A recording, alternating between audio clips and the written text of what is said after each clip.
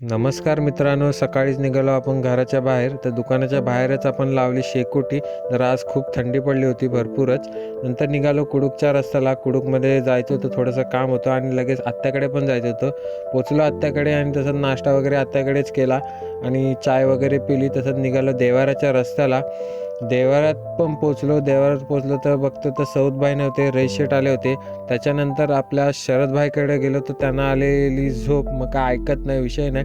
नंतर गेलो आपल्या गाडीकडे. तर आज जाता येत नव्हतं गाडीकडं, कारण की कामाला जायचं होतं. निघालो बंटी शेटकडे खिडक्या लावायला.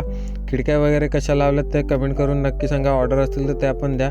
निघालो घरी जेवायला जाता जाता तर आपल्या मैदानात भेटले ही पोरं. क्रीडा स्पर्धा चालू होत्या. एकेकाळी आपण पण इथे खेळायचो. बालपणीच्या आठवणी ताज्या झाल्या एकदम. आलो घरी लगेच आणि काय करायचं काय सुचत नव्हतं, म्हणून वॉशिंग सेंटरचा आपला सेटअप लावला. शेट पण आले गाडी धुवायला, मग काय ऐकत नाही. चाय वगैरे घेतली. तर आजच्यासाठी एवढंच. थँक्यू.